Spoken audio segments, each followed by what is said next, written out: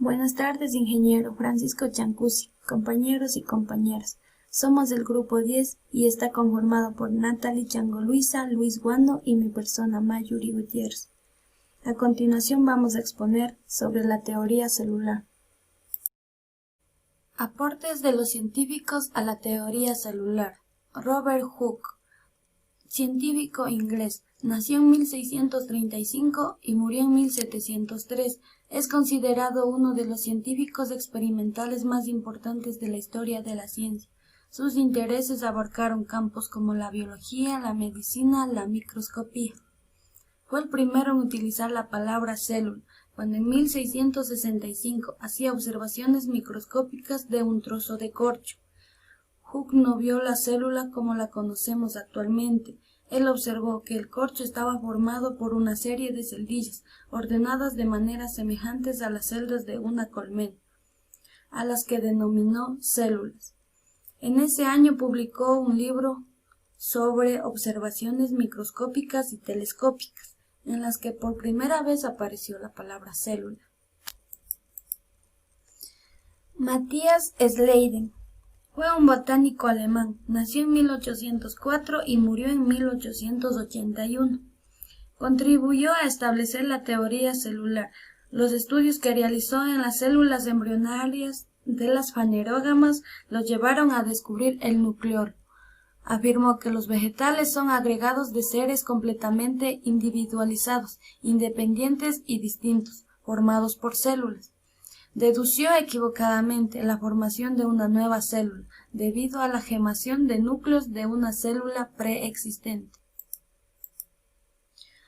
Theodor Schwann, alemán, nació en 1810 y murió en 1882, considerado uno de los fundadores de la teoría celular en 1839. Se familiarizó con las investigaciones de Matthias Schleiden. Hizo varias investigaciones microscópicas sobre la similitud en la estructura y crecimiento de la fauna y la flora. Los animales y las plantas están formados por células. Estas células tienen una vida independiente, están sujetas a la vida del organismo. Rudolf Virchow nació en 1821 y murió en 1902. Sus contribuciones a la biología y a la medicina fueron impresionantes. Fundó la medicina clínica moderna, hizo contribuciones al crecimiento del proceso como la coagulación sanguínea, la aterosclerosis, la leucemia y otras enfermedades cancerosas. Destacó por ser el fundador de la patología celular en 1858. Donde afirmó que la célula es la unidad elemental de la estructura y la formación de todos los seres vivos. Demostró que todas las células proceden de otras células anteriores. Rechazó la antigua idea que decía que las enfermedades era una aflicción del cuerpo entero y afirmó que es el resultado de una alteración celular. ¿Cómo se construyó la teoría celular? Todo empezó con las primeras observaciones de las células en el siglo XVII, cuando Anton van Leeuwenhoek construyó el primer microscopio y logró observar en una gota de agua una gran cantidad de microorganismos formados por una célula, como los protozoarios. Posteriormente, en 1665, Robert Hooke analizó con su microscopio láminas muy finas de corcho y observó que este material estaba formado por un retículo de pequeñas celdas a las que denominó células. Tiempo después, durante la primera mitad del siglo XIX, los avances tecnológicos en los microscopios, el uso de técnicas de tinción que aumentó el contraste de las preparaciones de tejidos y la invención de aparatos denominados microtomos que permitieron cortar láminas muy finas de tejidos, condujeron a descubrir las estructuras celulares y sus funciones y con ello formular la teoría celular. En 1837, la teoría fue precisada por Matthias Jakob Schleiden y Theodor Schwann, tras haber observado células en diversos tejidos vivos, y en 1855 se presentó una polémica acerca del origen de las células y mediante experimentos se descartó la generación espontánea. Poco después, Rudolf Virchow observó a las células dividirse para formar otras, y esto fue también incorporado a la teoría celular. Finalmente, en 1906, Santiago Ramón y Cajal demostró la individualidad de cada neurona con lo que dio más fuerza a la teoría celular y le concedió validez universal. Teoría celular. Postulados. La teoría celular es una parte fundamental de la biología, que explica la constitución de los seres vivos sobre la base de la célula, el papel que tienen en la constitución de la vida y en la descripción de las principales características del ser vivo. A partir de estas y otras investigaciones complementarias, se establecen los postulados de la teoría celular en los siguientes aspectos, en donde los botánicos Matthias Schleiden y Theodor Schwann propusieron los dos primeros postulados. A continuación, les voy a hablar sobre el primer postulado.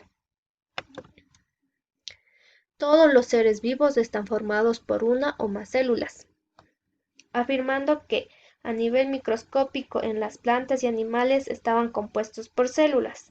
Se les considera unidad estructural porque su organización y arquitectura celular permite la formación de tejidos de órganos y sistemas extraordinariamente organizados. Segundo, la célula es la unidad anatómica, estructural y funcional de los seres vivos. Por lo tanto, en su interior se realizan reacciones metabólicas. Se le considera como una unidad funcional, porque en su microscópica estructura es capaz de cumplir funciones como nutrición, excreción, respiración, relación y reproducción.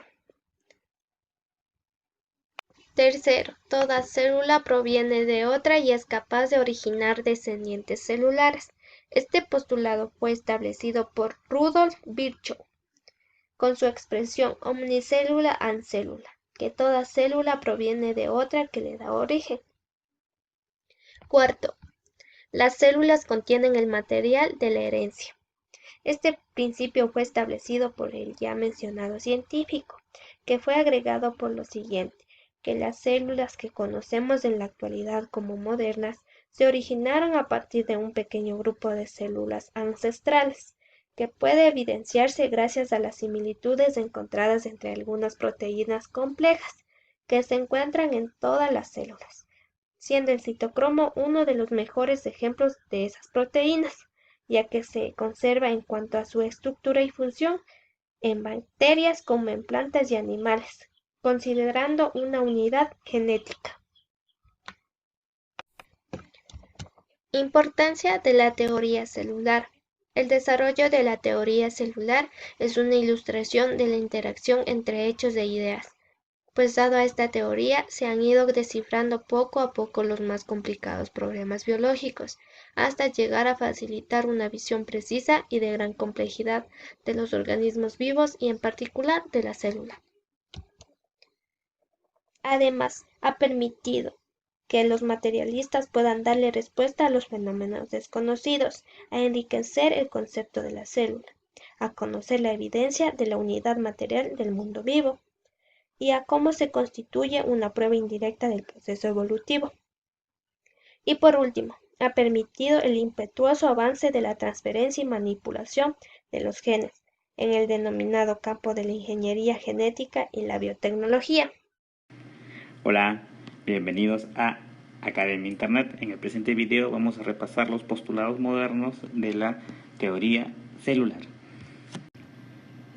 Veamos ahora los postulados de la teoría celular. Primer postulado: todos los organismos vivos están formados por una o más células. ¿Esto qué quiere decir?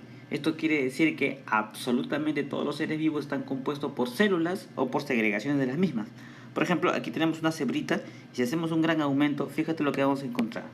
Células animales. Por supuesto que sí. Y bien, si nos acercamos también al árbol que está por acá, vamos a descubrir células vegetales. Por lo tanto, los organismos o bien pueden ser de una sola célula, eso se les llaman unicelulares, o de varias pluricelulares. La célula es la unidad estructural de la materia viva y una célula puede ser suficiente para constituir un organismo. ¿Qué dice el segundo postulado? Las reacciones metabólicas de un organismo vivo tienen lugar dentro de las células. ¿Qué significa esto? que absolutamente todas las funciones vitales giran en torno a las células o su contacto inmediato. La célula es la unidad funcional. Fíjate aquí, por ejemplo, tenemos las mitocondrias. Y vamos a comprobar lo que hemos dicho. Mira lo que encontramos al hacer un gran aumento. Las mitocondrias se encargan de la síntesis de ATP. Esto quiere decir que la célula también es la unidad funcional. Por lo tanto, cada célula definitivamente es un sistema abierto. Quiere decir que intercambia materia y energía con su medio. Ahí está, unidad funcional. El tercer postulado dice: las células se originan de otras células preexistentes. ¿Qué quiere decir eso? Que todos los seres vivos se originan a través de las células. Las células no surgen de manera espontánea, sino que proceden de otras anteriores, así como en este esquema sencillo. De una célula progenitora hemos obtenido dos células hijas.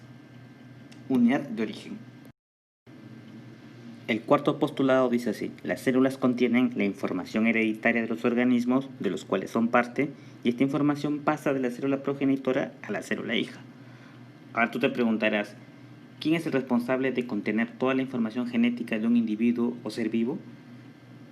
Información genética quiere decir información hereditaria. Pues bien, hay una estructura que se encuentra en el núcleo de las células, que es el cromosoma. Dentro del cromosoma, o si desenredamos el cromosoma, vamos a encontrar esta estructura de doble hélice, que es el ADN. ¿Sí? La molécula del ácido desoxirribonucleico es la responsable de contener la información genética. Por lo tanto, representa el principal constituyente del material genético o hereditario de los seres vivos. Ahí está. Por eso es una unidad genética. Veamos ahora un resumen de lo que hemos expuesto. Los postulados modernos de la teoría celular son 4. Los dos primeros, unidad estructural o anatómica y unidad funcional o fisiológica, fueron propuestos por estos científicos alemanes en el año de 1839, Theodor Schwann y Jakob Schleiden. Luego, otro científico alemán en el año de 1858 completó los postulados diciendo que la célula era la unidad de origen. Su famosa frase célebre: omnicélula es célula. Que quiere decir que todas las células surgen de células preexistentes. Y el último, unidad genética. Esto significa que cada célula contiene toda la información hereditaria necesaria para el control de su propio ciclo y del desarrollo y el funcionamiento de un organismo de su especie. Fue propuesta por los científicos Watson y Crick en el año de 1953, quienes precisamente descubrieron la famosa estructura de doble hélice o escalera en espiral, el modelo del ADN. Aquí está. Lo que les valió el Premio Nobel de Medicina y Fisiología. Bien, chicos, hasta aquí este apretado resumen sobre la formulación y postulados de la teoría celular. Sí. Teoría celular, visión actual. Gracias a esta teoría, el cultivo de tejidos vegetales se define como un conjunto muy heterogéneo. El cultivo de tejidos vegetales es utilizado como herramienta fundamental en un número importante de áreas y técnicas de la investigación y la producción vegetal, todas ellas relacionadas con lo que actualmente. En las últimas décadas se han desarrollado diferentes sistemas para los cultivos de células, tejidos y órganos vegetales. Uno de ellos es el cultivo en suspensión, el cual constituye una forma para mantener y propagar células vegetales. El cultivo de tejidos vegetales se define como un conjunto muy heterogéneo de técnicas que presenta en común el hecho de un esplanto, o sea, una parte separada del vegetal, tales como protoplastos, células, tejidos u órganos de composición química definida y se incuba en condiciones ambientales controladas. Cada fragmento origina una planta idéntica a la que se tomó el fragmento, aunque puede ser modificada genéticamente para tener variedades artificiales. En una planta vascular existen tejidos diferenciados de acuerdo con la función que desempeñan tejidos de crecimiento, meristemas, protectores, epidermis y peridermis, fundamentales, parénquima de sostén, colénquima y esquelénquima, y conductores, floema y xilema. ¿Cómo se dividen los tejidos protectores? Son los tejidos que forman la capa externa del vegetal y son los encargados de proteger a la plantea de los agentes externos como la lluvia o la desecación del vegetal. Dentro de ellos se diferencian dos tipos de tejidos protectores, los tejidos epidérmicos y los tejidos suberosos. Banco de germoplasma. Entidad dedicada a la conservación a mediano o largo plazo de materia de producción de un recurso genético. Es una colección de materia vegetal vivo en forma de semillas y esporas. Sus objetivos generales son localizar, recolectar y conservar plantas consideradas de interés prioritario para nuestra sociedad. El banco de germoplasma es una colección de materia vegetal vivo en forma de semillas y esporas. Sus objetivos generales son localizar, recolectar y conservar plantas consideradas de interés prioritario para trabajar para el conocimiento científico, orientando a la optimización de la conservación de uso de los recursos fitogénicos. Toda actividad del banco germoplasma está orientado a cumplir con el compromiso estratégico europeo para conservación de plantas. En la actualidad se conserva en el banco más de 1.500 muestras. Esta cifra se ve incrementada año tras año con unas nuevas recolecciones, además de todas las actividades básicas conducentes a la recolección y preparación de las semillas para su conservación a largo plazo y obtención de las plantas adultas para reintroducciones. ¿Por qué conservamos? La conservación de las especies vegetales, todas las actividades de conservación, entre ellas el mantenimiento de un banco germoplasma como el nuestro, están dirigidas a mantener el equilibrio en nuestros ecosistemas. Estos esfuerzos permitirán al ser humano mantener su forma de vida actual. Además, egoístamente, las especies vegetales suponen una fuente inagotable de recursos. Hoy en día todavía se desconoce una gran parte de ellos. Hay muchísimas personas en todo el mundo dedicadas a la búsqueda de nuevos medicamentos, materias primas o alimentos que podremos utilizar en el futuro y que se encuentra en las plantas. Gracias.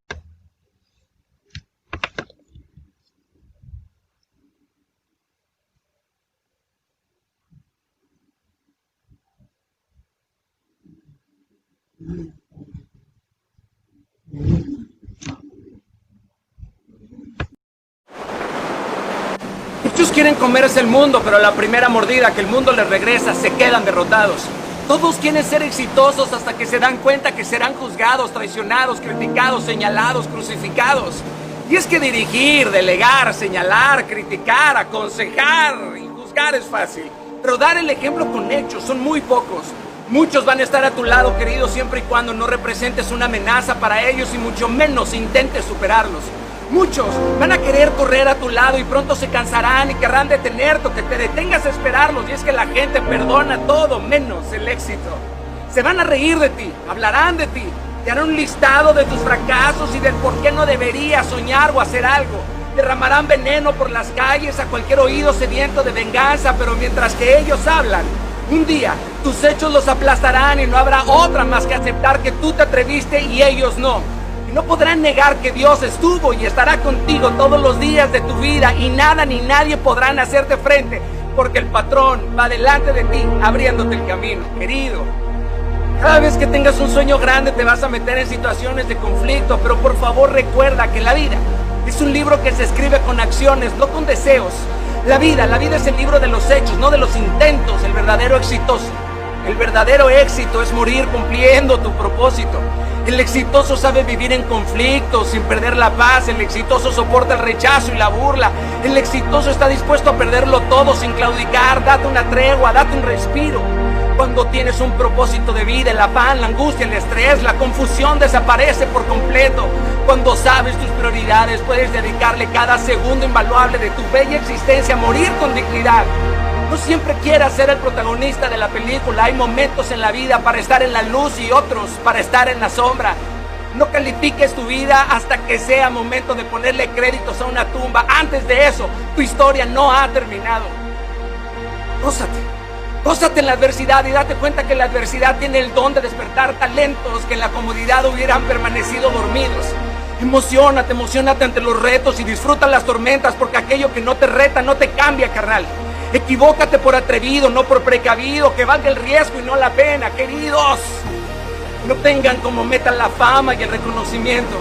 Interpreten con excelencia y maestría el papel que se les ha otorgado, ya sea que te haya tocado ser un extra o el héroe. Pero no te permitas jamás ser mediocre. Erradica la mediocridad en todos tus asuntos personales y espirituales. Eleva tus estándares al máximo y por favor evita profundizar en las relaciones con los mediocres, los criticones, los miedosos, los negativos, los pasivos, los temerosos, los angustiosos, los necios, los infieles, los legalistas, los cuadrados, los rencorosos, los amargados, los abusivos, los impuntuales. Y es que esto se pega, esto se permea en tu vida, carnal. Es posible que pienses que esto es imposible. Y ojo, yo no te dije que los enjuicies o que te alejes de ellos. Yo solamente te dije que reduzcas la frecuencia de tu convivencia con aquello que no te bendice, que no te suma, que no te multiplica. Y es que uno suele convertirse en aquellas personas que más frecuenta en su vida. Voltea a tu alrededor y analiza de quién te estás rodeando y pronto te verás en el mismo barco que ellos. Si te juntas con quienes no saben su propósito, es posible que tú tampoco lo sepas. O te bajas del barco o los bajas. En esta vida, que te importa el qué dirás, no el qué dirán. Recuerda que esta sociedad siempre va a querer aceptarte tal y como no eres.